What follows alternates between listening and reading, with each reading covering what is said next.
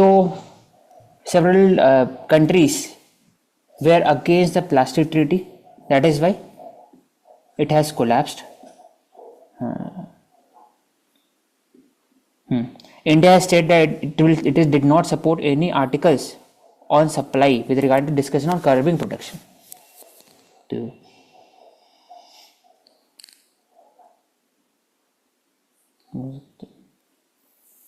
Regarding neighborhood first policy, Nepal is very important because it is having a civilization ties with it, as well as people to people connection भी बहुत ज़्यादा है. At the same time, security implication of India with regard to Nepal and its boundary becomes very crucial for its viability. So Nepal and China have signed BRI framework and works on the project. This showcases how China is increasing its influence in Nepal through use of project and deep checkbook diplomacy.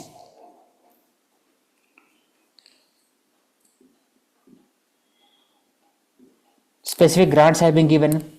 So to counter it, what India is doing, India is focusing on MOUs on several areas, people to people contact, employment to the Gorkhas and locals, defense agreement, as well as boundary management, which has been the important issue between Nepal and India on several areas. An important thing is energy security, geothermal or hydroelectric.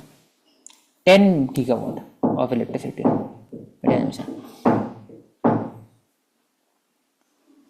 Here the question arises regarding what will be the America's stand after the Trump will become president in post January 2025. तो सबसे important जो step होता है कि long term strategic partner America रहेगा, लेकिन eight the same time transaction relationship with also increase with America US with regard to economic relationship. क्योंकि अभी से बात करते हैं with regard to tariff measures, America first, हर एक चीज में. Further there is a rise of China, so slowly the tension between America and China will increase over the cutting edge technology, and also several strategic areas such as Taiwan, Hong Kong, Palestine and Israel. तो उसमें strategic interest जो India का है वो बढ़ेगा. ITOT को through chip for alliance हो गया, IPEF हो गया, IMEAC कॉरिडोर हो गया, India, Saudi Arabia, Israel, UAE and other western powers. लेकिन एट द सेम टाइम जो मल्टी अलाइनमेंट सिस्टम है वो ज़्यादा पावरफुल होगा, क्योंकि many countries that are in the multipolar world, for example Russia, West Asia, India and others, they will focus on increasing relationship with each other. इसलिए India UAE के साथ, India Saudi Arabia के साथ slowly it is increasing its relationship so that they can hedge against China and US और उनका जो trade war है बीच में. तो इंडिया का अप्रोच जो है वो स्ट्रैटेजिक इंटरेस्ट में भी है, at the same time India का अप्रोच है वो ट्रांजैक्शन रिलेशनशिप में रहने वाला है. तो India will play a very cautious approach in dealing with USA. जैसे अभी सीरिया में जो हुआ, तो India supports the Syrian government Bashar al Assad rather than focusing on democratic intervention which is supported by the US led opposition party in southern Syria. तो India neither Kurd को support करते हैं, neither opposition party को support करते हैं. India supports Bashar al Assad because on the principle of sovereignty. Regarding Akal Takht, Akal Takht it faces the Harmandir Sahib and Golden Temple. It was established by Har Gobind in 1606 following by execution of his father Guru Arjan Dev by Mughals. तो Akal Takht important है क्योंकि it is symbol of Sikh defiance the Mughal authority as well as एक तरह का temporal power है, spiritual power है जो कहीं ना कहीं उसमें रिसाइड करते हैं. क्योंकि अकाल तख्त के अंदर में शायद गुरु ग्रंथ है ना वहाँ पर, इसलिए बोल रहे थे। True. It had become a focal point for the Sikh during the education of Banda Bahadur, General of Khalsa Army 1716 आता है अप्रोक्सीमेटली बहादुर शाह के समय में और फरूख सियार के जस्ट पहले। They Sikh faced massive persecution from the Mughals. That is why they gathered around Akal Takht on Baisakhi Diwali for Sarbat Khalsa assembly. That is Akal Takht का जो स्पिरिचुअल है, हिस्टोरिकल सिग्निफिकेंस है वो है। तो जाथेदार head of the Akal Takht is appointed, annual congregation होता है, committee होता है। तो 1925 बहुत इंपॉर्टेंट है, सिख गुरुद्वारा एक्ट 1925, जिसमें जो एग्जिस्टिंग जो लोग थे that were having the keys to the Akal Takht उनको रिमूव किया गया था and the more Shiromani Gurdwara Prabandhak committee was formed SGPC after 1925 act, जिसमें उनको पावर्स दिया गया था। तो स्लोली जो मूवमेंट था, सिख मूवमेंट है, वहीं से एक स्टार्ट हुआ। और ये कब होता है? ये just after the non cooperation movement, जब कंस्ट्रक्टिव मूवमेंट स्टार्ट होता है हर एक जगह में। साउथ में टेम्पल एंट्री होता है, नॉर्थ में सिख रिजुविनेशन और स्पिरिचुअलाइजेशन होता है उस समय 1925 का एक्ट है। तो अर्लियर ब्रिटिश सपोर्टेड द महंत, लेकिन महंत को बोला जाता है करप्ट है, उनके पास नेपोटिज्म था, वो यूज करते थे पावर एंड बुली, तो मासेस के पास पावर नहीं था with regarding to the Amritsar temple, तो अभी उनको मिलता है। तो SGPC apex body of all the Sikh gurdwara in state of Punjab, Himachal Pradesh, union territory of Chandigarh, वहां पर सिर्फ वहां पर है, बाकी जगह पर नहीं। तो जो जाथेदार है वो हेड है अकाल तख्त के, बैप्टाइज है, deep knowledge of Sikh history होना चाहिए, शॉर्ट कमिंग उनको पता होना चाहिए, सिख होना चाहिए, सिख आइडेंटिटी उनका होना चाहिए, और no one has even repudiated the Takht directive. तो रिलेशनशिप क्या है दोनों के बीच में? सैड जो एक पॉलिटिकल पार्टी है, regional political party in Punjab, Shiromani Akali Dal, और SGPC जो कंट्रोल करते हैं अथॉरिटी, टेम्पल अथॉरिटी को वहां पर। तो SGPC was established 1920 to manage the historical Sikh shrine, लेकिन सैड जो थे वो एक तरह का टास्क फोर्स था of the SGPC to mobilise the Sikh against the corrupt mahants. तो SAD जो थे, Shiromani Akali Dal, it was a movement, it was a political movement against the mahant starting में। It coincided with the overall national movement of the country against the British rule. और जो दोनों organisation थे, slowly Khalsa वाला aspect जो है वो बढ़ते गया सिखिज्म के अंदर में एंड बिकम वेरी इंपॉर्टेंट। और जो शिरोमणि Akali Dal it entered into the politics, और वहीं से वो इलेक्शन लड़ना स्टार्ट करते हैं, और उनका जो इलेक्शन रहता है वो कहीं ना कहीं राइटवर्ड सिस्टम पर रहता है 1960s 70s में। उसी के बहुत सारे लोग रहते हैं, SGPC में भी जीतते हैं, अंदर जाते हैं। तो SGPC बेसिकली रिलीजियस एस्पेक्ट हो गया, अकाली जो दल हो गया वो पॉलिटिकल एस्पेक्ट हो गया, हो सकता है। Akali regain the control of the SGPC। Some critics say SAD continue to be influential SGPC house primarily for this reason। सही बात है। तो कैसे कंट्रोल करते हैं 1990s में SAD गुरु, ठीक है, SGPC तो बेसिकली इन्फ्लुएंस करते हैं इलेक्शन और बाकी सबको, फंडिंग वंडिंग से बोल सकते हैं इसको, उनका political support from the Punjab government, बाकी सब। तो वो एक एस्पेक्ट आता है। तो SAD एंड SGPC के बारे में पढ़े डिटेली। और कहीं ना कहीं SAD का जो पावर को तोड़ने के लिए भिंडरवाले को सपोर्ट किया गया था कुछ political establishment in the country, ताकि SAD और अकाल तख्त के बीच में टूट जाए रिलेशनशिप। और बाद में जब जो जनरल सिंह भिंडरवाले ज़्यादा ताकतवर हो गए तो उनको रिमूव करने का ऑपरेशन ब्लू स्टार किया 1980s।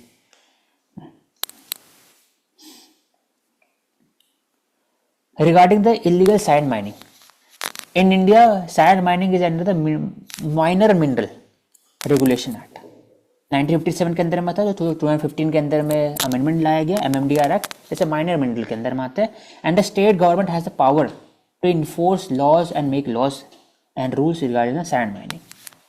लेकिन sand mining it is not a very formal system in India, it is a informal sector जिसमें चाइल्ड लेबर, विमेन, हर कोई पार्टिसिपेट करते हैं, even mafia. So overall it create a long term societal implication as well as it is hazardous for biodiversity. And also it also drains the resources of the state as well.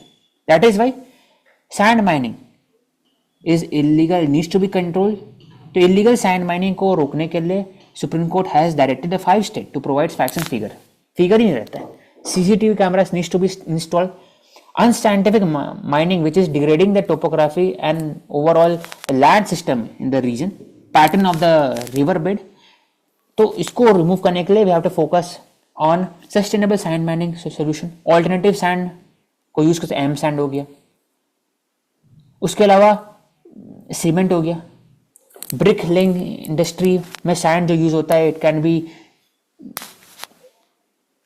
Can be use from the we can say जो by product होता है in the steel slag mechanism, तो उसमें steel slag को use कर सकते हैं. तो sand mining it is not only with regard to the river bed but also the coastal area. तो इसलिए coastal regulation zone, CRZ rules important है, NGT का रूल इंपॉर्टेंट, CPCB का है. At the same time MMDR act उसका role है. Local gram sabha का यहाँ पर रोल आता है, कैसे कर्व कर सकते हैं. लोकल जो थानेदार SI है उनका रोल आता है इसमें. तो फैक्ट एंड फिगर होना जरूरी है, जो है ही नहीं, तभी हो सकती है.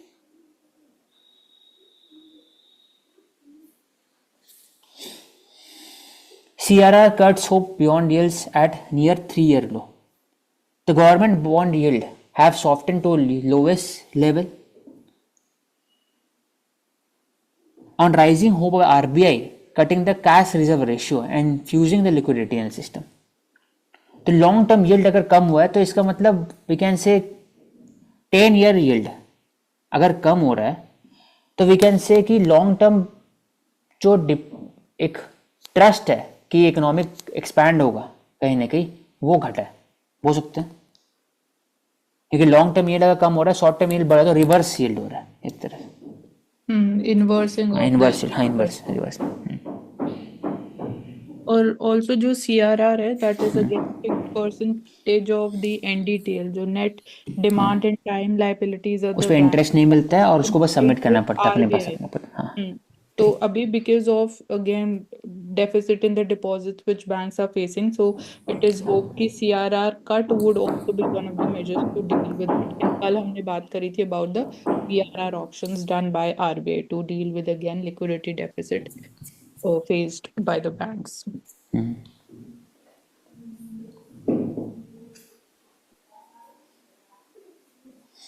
Thailand and Indonesia flag India's quality control order on certain product that is hurting the export there.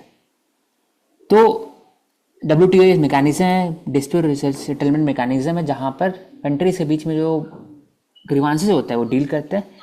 तो उसमें quality of product, human health, plant health, protection of the consumer के ऊपर भी हर एक कंट्री का स्टैंड रहता है ऑन फाइटोसैनिटरी मेजर्स एक्सेट्रा. तो they have raise the concern. और दूसरा कि सेटलमेंट मैकेनिज्म के अंदर पॉलिटिसाइजेशन भी होता है with trend of goods and services.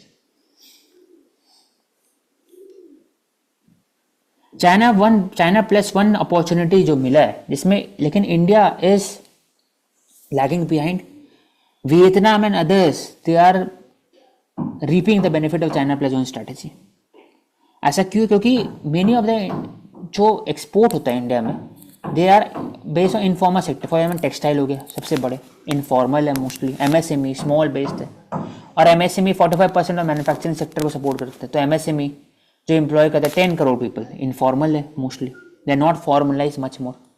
तो we need regulation, we need land acquisition policy, ease of doing business, ease of opening business policy. That is why so we are focusing on PLI scheme as well as we are giving incentive. roadmap हो गया. Other than that जो MSME rehabilitation and जो support system है उस पर focus कर रहे हैं to make it more formal and more transparent and effective. तभी हो सकता. Flawed urbanization. तो इसमें क्वेश्चन उठता है कि poor management of the urbanisation is also with regard to planning but also with regard to the regulatory authority, boards tribunal जो रहते हैं, दिल्ली जल बोर्ड हो गए, even state human rights commission हो गए, दिल्ली के अंदर जो विमेन कमीशन होगी, कहीं ना कहीं वहाँ पर भी इशू होता है with regard to capacity building, staff shortages and low investment and capital expenditure. उसके कारण क्या होता है कि बेसिक जो लाइवलीहुड है एंड लिविबिलिटी इंडेक्स हो गया अर्बनाइजेशन में, वो कम हो जाता है। That is why we have to focus on poor management, we have to focus on management. तो प्लानिंग के साथ साथ मैनेजमेंट फोकस करना चाहिए। That in developing of the public transportation system, metro, rapid rail services, pedestrian friendly design, air shed mechanism, reducing the AQI, greenery promote करना चाहिए, sustainable infrastructure हो गया, and rehabilitation of the slums.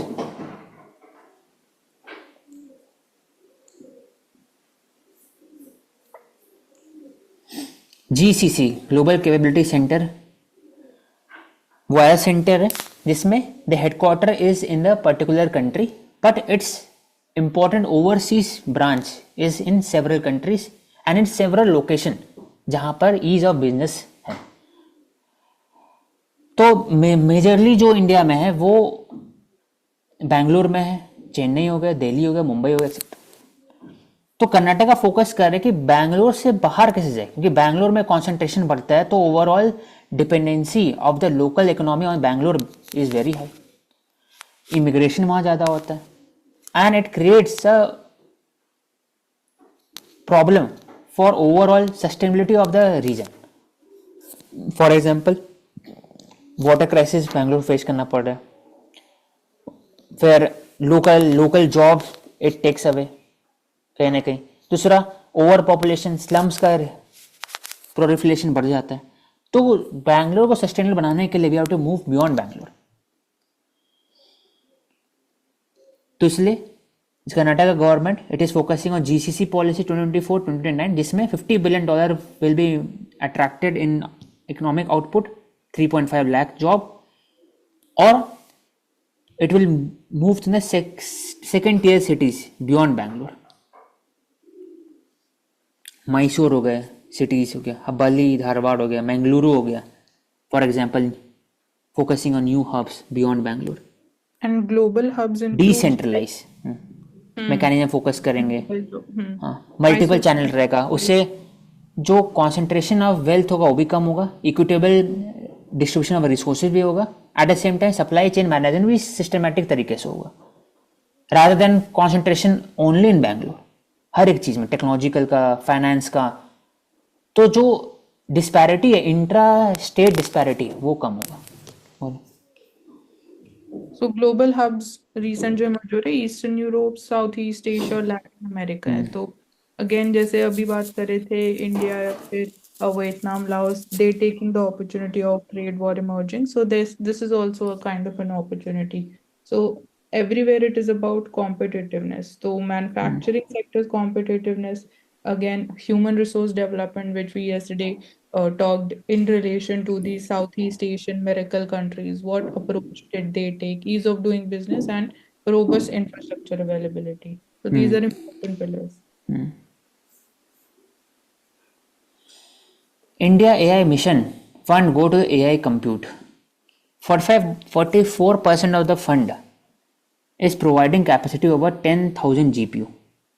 तो computing के लिए जो AI fund mission, AI mission है, it is only for the capital expenditure to create a GPU, वहीं पर जा रहा है सिर्फ, rather than research and development, rather than using the skills capacity program for the post graduate, undergraduate level और AI lab को augment करने के लिए, उस पर फंड का कम यूज हो रहा है एज कम्पेयर टू कि GPU को खरीदने में और GPU को चलाने में ज़्यादा यूज हो रहा है, यू कैन से।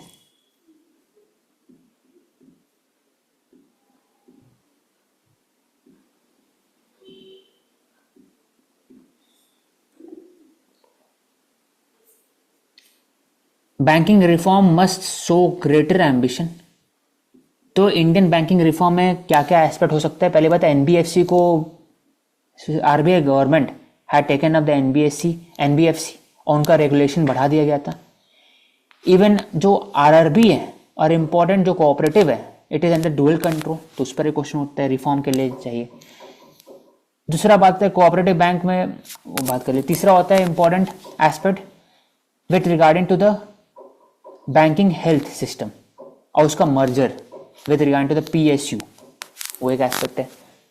चौथा हो गया डीएसबी, बड़े बड़े जो बैंक होते हैं, प्राइवेट सेक्टर बैंक हो गया, इवन फॉरेन इन्वेस्टर जो बैंक के अंदर में होते हैं, उसमें डेटा सिक्योरिटी प्राइवेसी का इशू है, वो आते हैं। क्या फिर दूसरा कि banking how it is impacted by climate change and how it is moving forward with dealing with the climate change issue, उस पर आते हैं। एनपीए का चैलेंजेस है बैंक के अंदर में with regard two important loans, ऐसे मुद्रा लोन हो गया, एजुकेशन लोन, जहाँ पे एनपीए सबसे ज़्यादा होता है वहाँ पर है। दूसरा होता है एक इम्पॉर्टेंट एस्पेक्ट कि how the banking system is increasing the financial inclusion on the basis of financial inclusion index. Jan Dhan account कितना खुला है, कितने ब्रांचेज है, एटीएम कहाँ कहाँ पर है, उस पर एक आता है। तो रिफॉर्म में सिर्फ मर्जर नहीं है, कैपेसिटी बिल्डिंग नहीं है, हर एक प्लेथोरा ऑफ रिसोर्सेज है, जिसको अलग अलग एस्पेक्ट है which needs to be talked about.